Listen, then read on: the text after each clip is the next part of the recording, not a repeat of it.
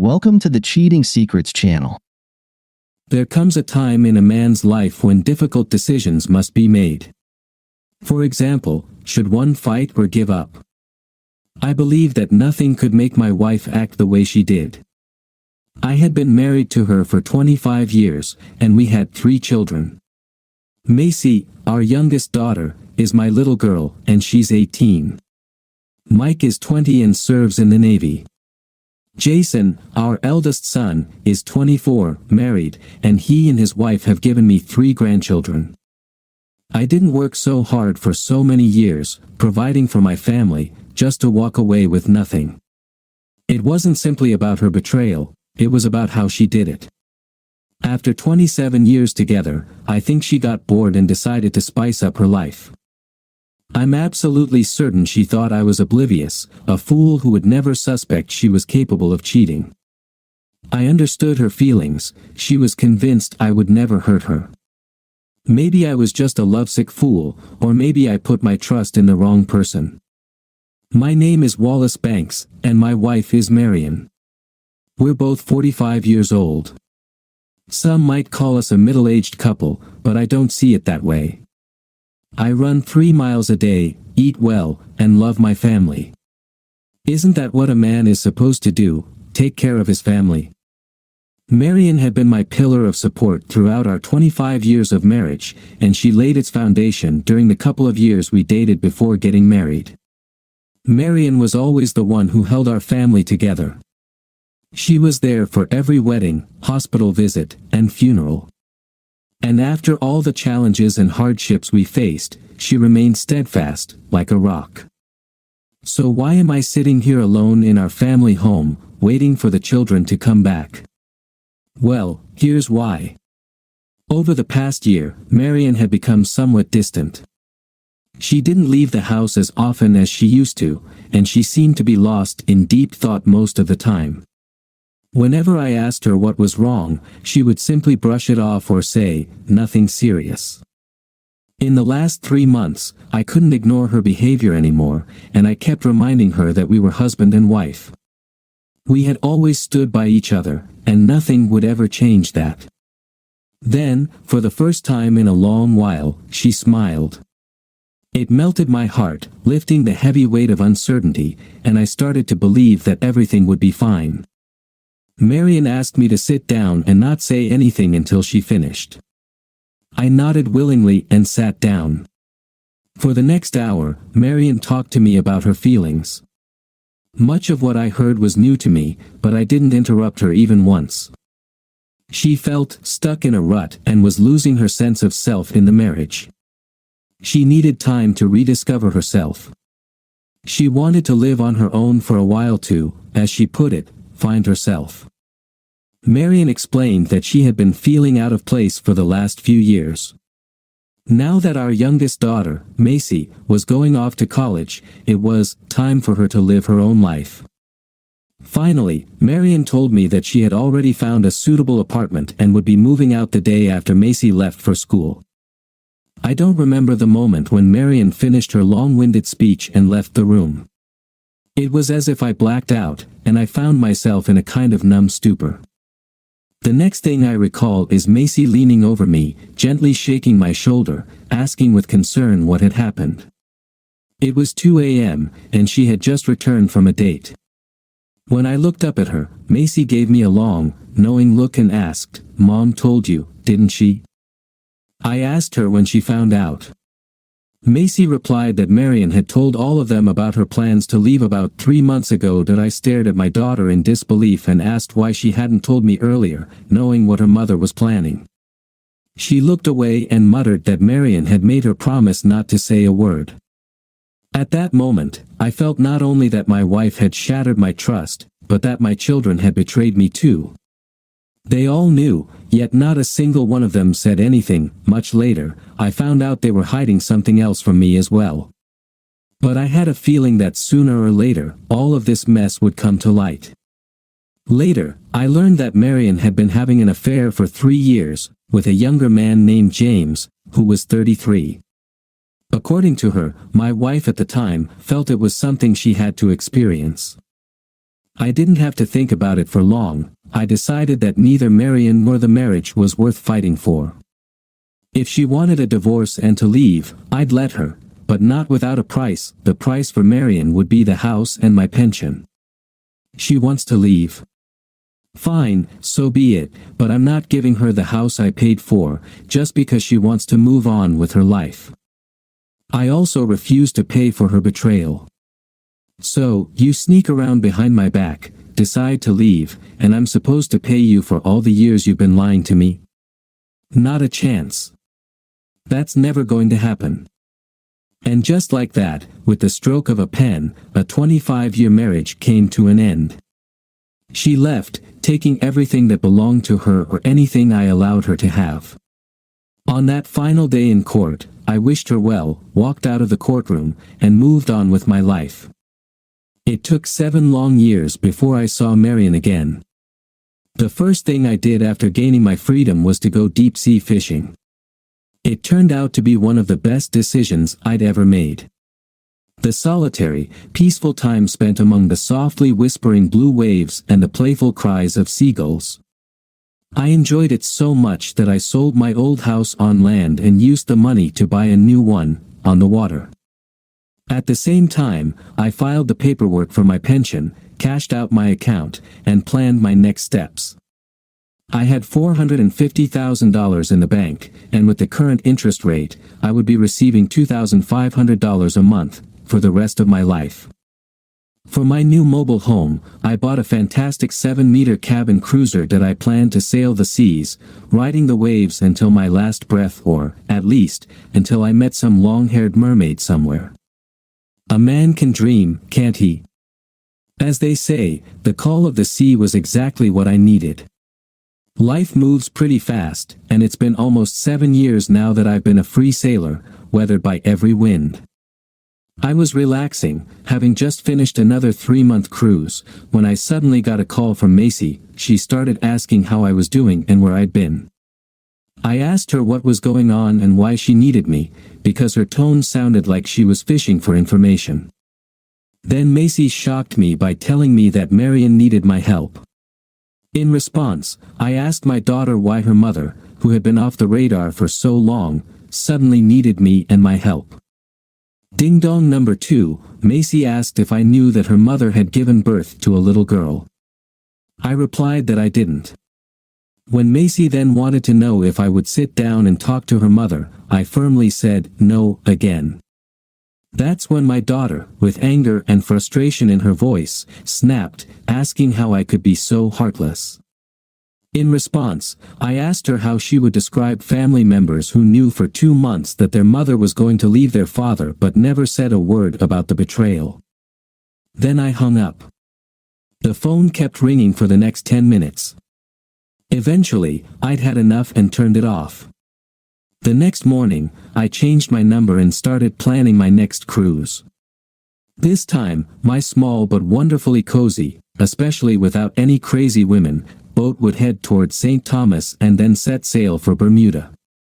And after that, well, I'd figure out a new destination for the journey. The day I was about to cast off, my 2 sons appeared on the dock. Mike and Jason looked like they were afraid to speak first, so I invited them on board and offered them a beer.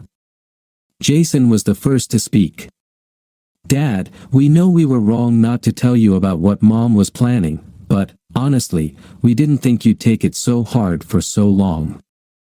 I mean, you were always at work anyway," he mumbled. Then Mike chimed in, sharing his profound thoughts. "Mom was lonely and, well, she made a mistake. Now she needs your help, and you're turning your back on her." I just sat there, silently looking at them. Jason cleared his throat, glanced at his brother, and asked, "So, are you going to say anything?" I wanted to make sure they understood my perspective before I set sail. "Guys, I don't get it. Your mother cheated on me, then left. We've been divorced for years, and now she's had a child with another man. Am I missing anything?" They nodded, albeit reluctantly. "So what does any of this have to do with me? If you recall, I'm the guy you helped keep in the dark at first, and then completely blindsided. All three of you knew what your mother was planning, and you didn't say a word. Now she has problems, but somehow, I'm the bad guy. And honestly, I'm surprised you found me, considering I haven't seen or heard from any of you in 7 years. Although, I did catch a picture of the three of you with your mom and her new husband in the paper once. It looked like you were celebrating the opening of a new hospital wing, if I remember correctly. You all were shining bright, like brand new dollars, and they called you, let me think, yes, the happiest family in town. So, once again, why are you here? They both sat there, looking pretty sour and unsure of what to say. Jason finally gathered his courage, cleared his throat again, and said, Dad, you see. Karen needs a kidney, and Mom wants you to get tested for a match. I asked, excuse me? Why would I get tested for a child that has nothing to do with me? Let me repeat my question, why are you here? Then Jason and Mike completed their betrayal of me. Dad, the thing is, Karen is your daughter. Mom was pregnant before she left you. To say I was stunned by this news would be an understatement. How old is the child? I asked, once my eyebrows returned to their usual position. She's 7, Jason replied. And when did you find out about this? I asked. The brothers exchanged glances again, and this time Mike admitted Mom told us at the same time she told us about her plans to divorce. I couldn't believe that my boys had grown up to be such spineless fools. I had always taught them to do the right thing, and they turned out to be such a disappointment. Realizing there was nothing left to say, and no point in continuing the conversation, I stood up, walked to the door, and opened it. Holding it wide, I nodded toward the exit and gave them a meaningful look until they understood. Rising from the bench, they both hurried onto the dock and were gone within a minute. I was making my final preparations before setting sail when Marian herself appeared on the dock. I had already weighed anchor and was pulling away from the pier when she quickened her pace, rushed to the edge, and jumped aboard. The boat had drifted about 2 meters from the dock when I cut the engines.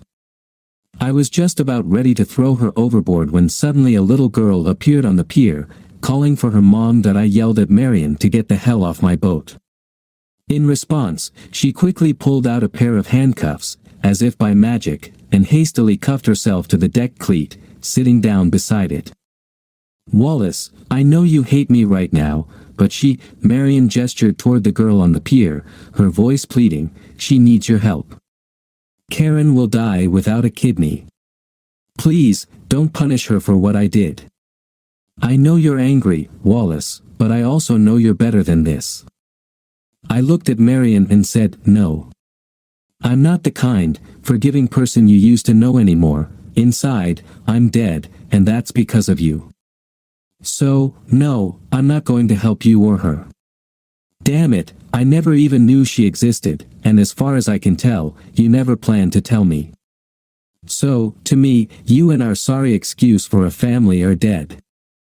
While she sat there, hunched over, rattling her chains and whining at the gangway, I pulled my axe from its case and approached her. I was just about to chop through the spot where she had chained herself when a thought struck me. This could be my second chance to fix what had gone wrong the first time. Marian, I've changed my mind, I said. I'll help Karen, as much as I can. But it's going to cost you. Marian was so happy that I agreed to help Karen that she immediately blurted out, I'll do anything. I docked the boat again, and Jason came with a key to unlock his mother, who was now excited with joy. Afterward, I immediately called my lawyer to explain my plan, which he was to put into proper written form. The next day, we arrived at the hospital, my lawyer and I. When Marian saw my representative, she started to look a bit concerned. The doctor took a blood sample, left for a while, and then returned with a positive match. So, I could donate my kidney. Marian was thrilled, until my lawyer announced my conditions to her and my older children, who were also present. In order to save Karen, they had to officially relinquish their parental rights to her. Marion, all the years we were married, I was the one always making sacrifices. Neither you nor the kids ever gave anything up, it was always me. When you wanted a new car, I traded mine in and got you the one you liked. When the kids wanted something or to go somewhere, I was the one who was left out. I missed their childhoods because I was working like a mule to give them the best, and what did I get in return? Betrayal, from all of you, I said, gesturing toward my former family, huddled against the opposite wall. And now, Marion, you need my help. Well, it's your turn to sacrifice something. If you love her, let the girl go, or you can take your chances waiting for another donor. I hadn't even finished when Marion screamed, I will never give up my child. My lawyer and I stood up and, without saying a word, headed for the exit. Jason and Mike jumped up, trying to physically stop me. My lawyer warned them in a steely tone that if they so much as laid a finger on me, they'd be spending the next 10 years in prison. The boys hesitated for a moment, but then Macy jumped in, shouting, how will you sleep at night knowing you're killing our little sister? I stopped, looked her in the eye, and asked, and how do you sleep at night, knowing you threw your father away? No guilt. Well, I'll sleep just like that. What happened at the hospital was the beginning of World War III. Over the next few days, they almost hit me with a court order to prevent me from leaving the country. But I started my engine just in time and pulled away from the pier, drifting about 100 meters out, calmly floating on the waves, ignoring the shouting and waving from the dock. A while later, when the bailiff came back on a speedboat, I revved my own engine, and took off. They would have had to chase me along the coast for about 400 miles before I'd even think about raising the sails. The official gave up when we crossed into international waters. Eventually, I stopped about 10 kilometers offshore. Once I was within cell range, I called my lawyer to get the latest updates from land. He told me Karen's condition was getting worse and that Marion wanted to talk. I asked him to set up a video conference.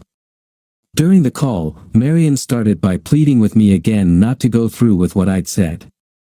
I laughed and replied, this is exactly what you did to me. The three of you conspired and threw me away. So, Marion, if you won't accept my terms, all I have left to say is, goodbye. In the end, Marion had no choice but to agree to my demands. On the day I showed up at the hospital, I arrived with representatives from Child Protective Services. Just in case, I had also hired 2 retired police officers to ensure everything went smoothly. No one, except me, was allowed to take Karen out of that hospital. The kidney transplant surgery went well. On the 3rd day of our stay, Marion entered my hospital room accompanied by a man. He introduced himself as James Paxton, her current husband. The very lover she had left me for extended his hand for a greeting, but I ignored that friendly nonsense and got straight to the point, asking what this pair wanted from me now. It turned out they were there to tug at my heartstrings again and appeal to my sense of compassion. The only problem was that I didn't have either anymore. Marion and the kids had successfully severed them. So, her husband changed tactics and offered me money. This was getting ridiculously amusing, they somehow thought they could buy me off. Naturally, they were in for another disappointment. On December 4, 2007, Karen and I were discharged from the hospital.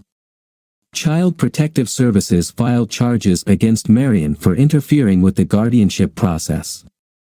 Her court hearing was scheduled to take place in 3 weeks. During our discharge, my security guards escorted us, their hands on their gun holsters in case anything unexpected happened. Karen and I were put into a car and taken straight to my boat. One of the guards boarded first to make sure there was no one else inside. Despite all the precautions, my gut told me something was off, so as soon as we got the all clear, we set sail immediately. As we sailed away from the shore, Karen cried for the first 2 hours, until I called her below deck and opened her cabin. Inside, she found every type of Barbie and Bratz doll imaginable, plus the latest and coolest iPod. A little later, Karen asked me to hold on to her phone. She shared a secret with me. Her mother had told her that she would be able to find Karen if the phone was kept on the top deck. I carefully examined Karen's phone after she ran off to play with her new, fancy dolls. Sure enough, there was some sneaky tracking software installed on it. This kind of trick was to be expected. Clearly, that's what my gut had been warning me about. So, they want to know where we are. Well, I'll help them with that. I placed the phone in a waterproof Ziploc bag, attached it to a life jacket, and tossed the whole thing overboard. Their little spy device would float off on its own mission, while Karen and I think we'll head toward the coast of Turkey, or Greece, who knows where the wind will take us. After some wandering, we eventually ended up in Ireland, where we settled down. Karen and I had a slow start getting to know each other, but now things are great. It's been about 10 years, and Karen is ready for college. She wants to attend Duke University. Recently, Karen wrote to her mom, letting her know she was planning to come to the US for school. My daughter has grown into a caring and thoughtful young woman. I've already paid for her tuition, so she's ready to take on the world. I'm a proud father, and I love it. As for me, I'll keep it short. During our years in Ireland, I met a wonderful red-haired woman with emerald eyes named Tilia. We love and appreciate each other, and life is simply wonderful. And now, a bit of news from the States. Jason learned a bit more about betrayal when his mom, Marion, and his wife went on a fun trip to Vegas. Jason's wife came back with no money, but she was 100% pregnant. That truth came to light a little later. When the baby was born, the child looked remarkably Mexican. So much for what happens in Vegas stays in Vegas. Liars, all of them. Marion didn't sit idle either. After leaving James Paxton, she rather strategically moved in with his brother.